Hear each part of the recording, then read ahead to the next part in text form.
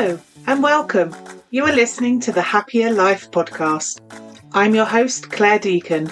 After deciding survival wasn't enough, I set out on a path to live my best life. I wanted to thrive. Now I'm on a mission to support others. Think you're not good enough, confident enough, brave enough? I'm here to tell you you are, and you can achieve anything. This is your time, so let's do this.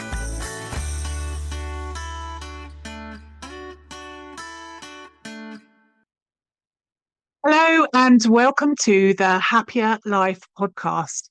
I'm Claire Deacon, your guide on this journey to thriving beyond survival and crafting a life that feels aligned, balanced, and joyful.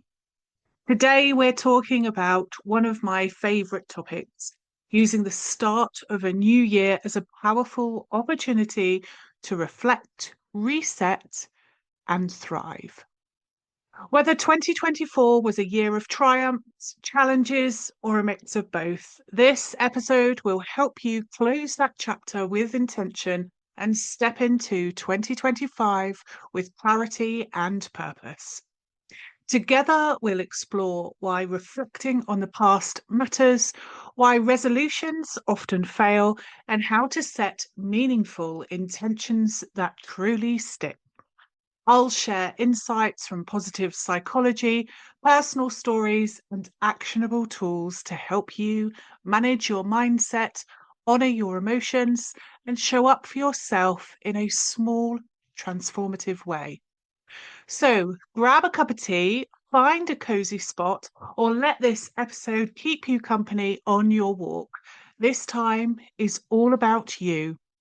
Let's dive in. So let's start, first of all, by looking back at 2024, not with judgment or criticism, but with curiosity and self-compassion. This isn't about picking apart what you did or didn't do. It's about acknowledging the journey you've been on.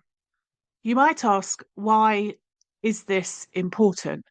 Well, research in positive psychology tells us that self-awareness is foundational to your growth.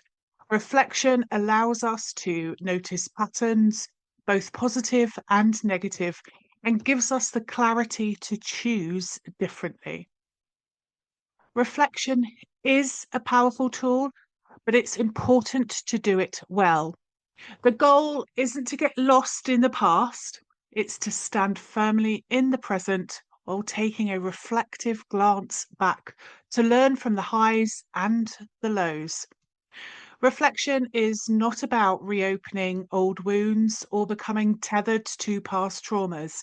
That's work for another day and another podcast. Today, we're focused on the here and now, taking the lessons from 2024 and leaving behind what no longer serves you. Think about this analogy.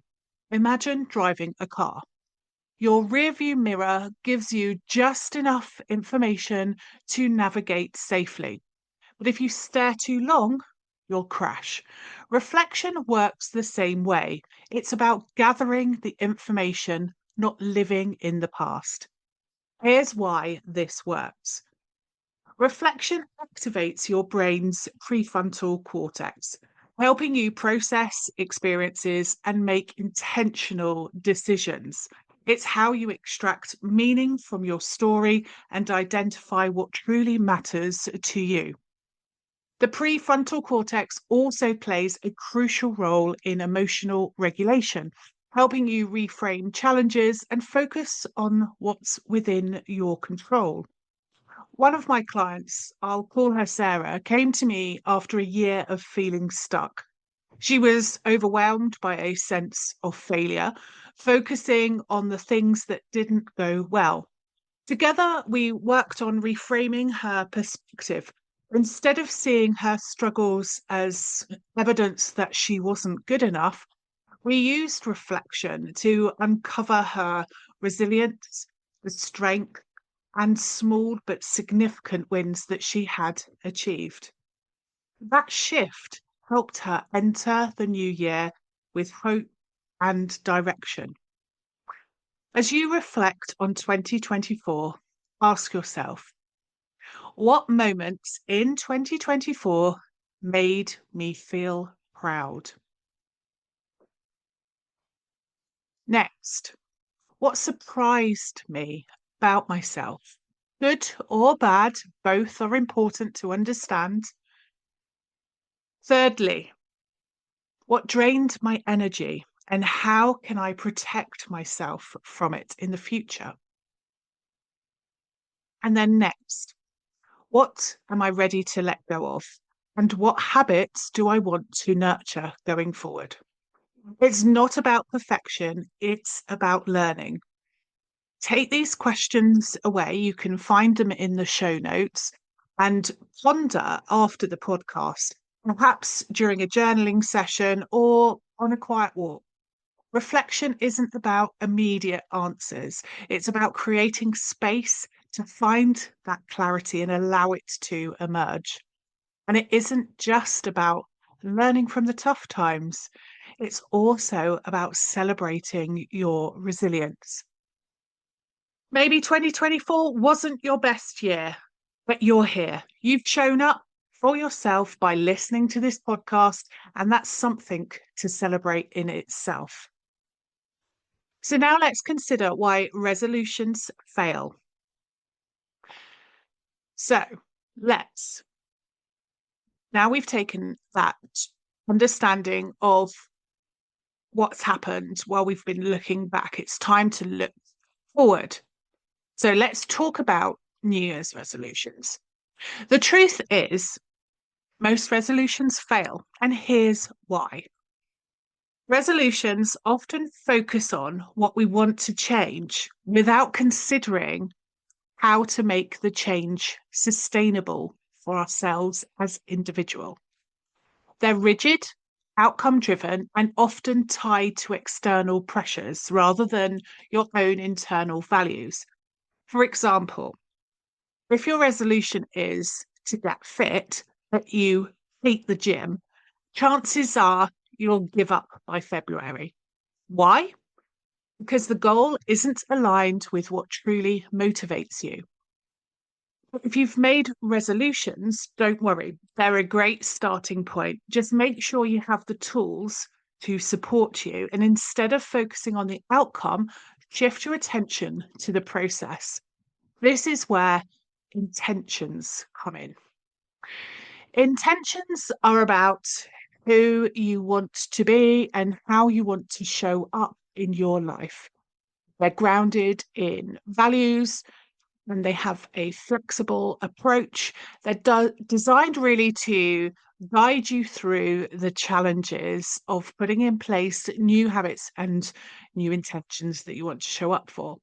If you're not sure where to start, try this. Choose one word or phrase to guide you in 2025. Words like balance or growth or joy can act as a compass for when life gets messy.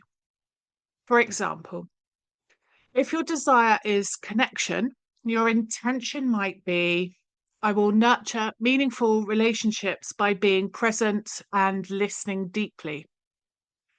If your desire is growth, your intention could be I will embrace challenges as opportunities to learn and expand. If your desire is balance, perhaps try I will honor my needs by setting boundaries that protect my time and energy.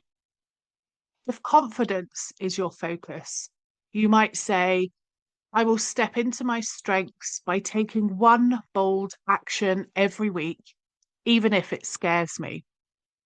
For work-life balance, you could choose I will create space for my rest by scheduling downtime into my week. By focusing on intentions, you're giving your brain's reticular activating system, the RAS, a clear directive. The RAS filters what you notice in your environment. So if you focus on balance, you'll start to see opportunities to create it. If you don't consciously direct your focus, the RAS will stick to old patterns, which might not be what you want. Think of it like a GPS. Without a set just destination, it'll just loop back to familiar routes. Intentions also build psychological flexibility, the ability to adapt to changes without losing sight of your values. The thing is, life is always going to throw a curveballs, and we're going to see that throughout 2025. Intentions help you stay grounded while navigating through them. Intentions should feel meaningful and manageable. This isn't about perfection, it's about progress. So, next, how you show up for yourself and manage your well-being. The thing is, growth isn't easy. It's uncomfortable, it's messy, and often full of resistance. Here's the truth: it isn't just about setting intentions, it's about consistently showing up for yourself, especially when it feels hard. This requires two key things. Firstly, managing your mindset, and secondly, acknowledging your emotions. One of the biggest barriers to growth is ignoring our emotions. When we suppress how we feel, those emotions don't disappear, they fester. Think of emotions as messengers. If you're feeling anxious, frustrated, or stuck, that's your body's way of telling you something needs attention. You might already hear that little voice in your head, your inner critic, saying, "You've tried this before and it didn't work." Or, "Who are you to think you can do this?" That voice isn't the truth. It's just fear talking. Fear of failure, fear of judgment, fear of change. Here's the secret: fear and growth often go hand in hand. Every time you feel that discomfort, it's actually a sign that you're stepping out of your comfort zone into something bigger. So, what do you do when fear shows up? Acknowledge it, but don't let it call the shots. Instead, focus on small, manageable steps. Maybe it's having that difficult conversation, starting that new habit, or simply giving yourself permission to rest. Small steps consistently taken lead to massive shifts. In my own life, I've seen how transformative it can be to face emotions head on. After my husband's passing, I spent a lot of time trying to stay strong by pushing my grief aside. But it wasn't until I acknowledged my feelings and let myself process all of those things that were coming up that I actually could begin to heal. Here's a simple practice to try. When an uncomfortable emotion arises, pause and name it. For example, "I feel overwhelmed." Ask yourself, what is this emotion trying to tell me? What do I need right now? Then take a small supportive action, like stepping away for a breather, talking to someone you trust, something that calms that sense, that emotion down, your nervous system down, so that you can keep hold of your intention and what you are going to do the next day. This is just a moment in time.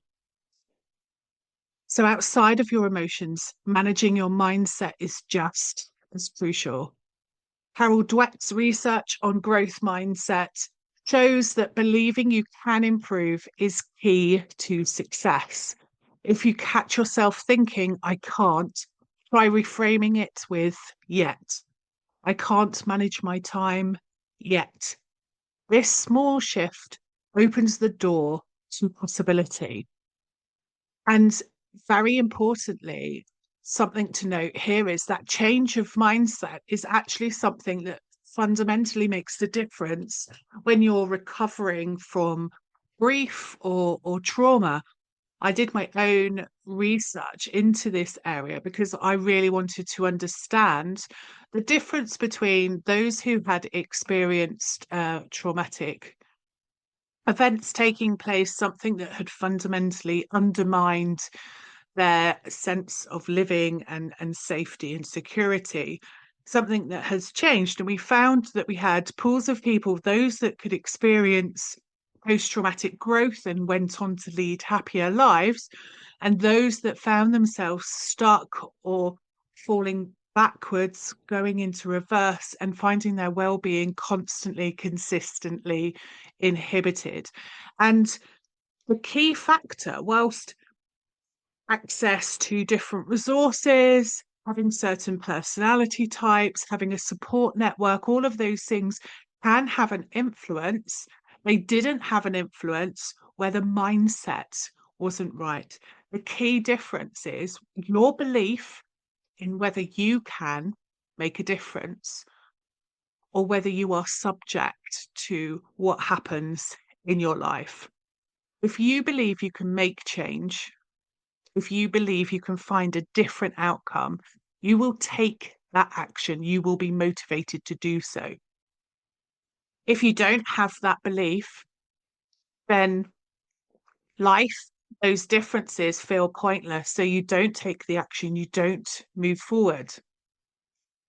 And that's where individuals really can begin to struggle. And in positive psychology, the phrase that is used is to get yourself into a position of learned helplessness where you don't take that action to help yourself.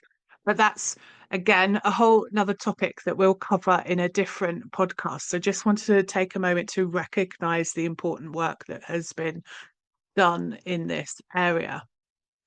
So reframing that mindset from I can't to just in this moment of time, I can't yet or I can't right now opens that door to possibility.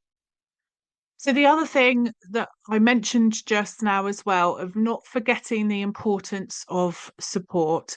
We are social creatures and our environment heavily influences our behavior and our belief system. Surrounding yourself with people who encourage and challenge you to make the difference between giving up and pushing on through and really make a difference in your success, in achieving something more for yourself and in finding you're happier. So, as we've explored today, moving forward isn't always straightforward. You'll face barriers like self doubt, fear, or overwhelm. And that's really where support can make all the difference. Imagine this. You're excited about your 2025 intentions, but a few weeks in, life gets busy. You lose momentum and start feeling stuck again. What if you had someone in your corner helping you stay accountable, managing challenges and celebrating progress alongside with you? If you do find yourself overwhelmed by self-doubt or struggling to stay consistent, then I have coming up my mindset course, which will be published in January, which will be there to help you reframe those limiting beliefs and create habits that really stick in your life so you can make a difference. If you're feeling isolated or crave a sense of connection, the Happier Hour is also where you can surround yourself with like-minded individuals who can uplift and inspire you. So you can find all details out about these things in the show notes or send me an email. And if you're looking for deep transformative support tailored to your unique journey, then one-to-one coaching and therapy really is where we create a personalized plan to help you navigate challenges and embrace growth. You don't have to do this alone. So either head on over to my Instagram page at Happier Coach or visit my website happiercoach.com to learn more, and let's make 2025 the year you truly thrive. So before we wrap up, let me leave you with this.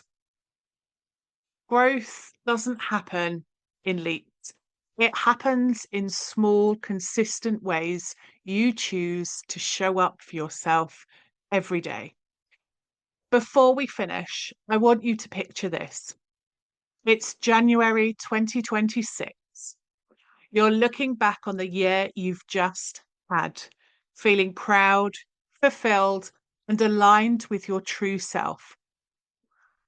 That vision starts right here with the choices you make today. 2025 doesn't have to be about grand resolutions or unrealistic expectations. It's about showing up for yourself consistently with intention and compassion. Thank you for spending this time with me. If today's episode resonated, let me know. I'd love to hear your reflections or help you take that next step. Here's to a year of intention, alignment, and growth because you're worth it. And until next time, take care of yourself.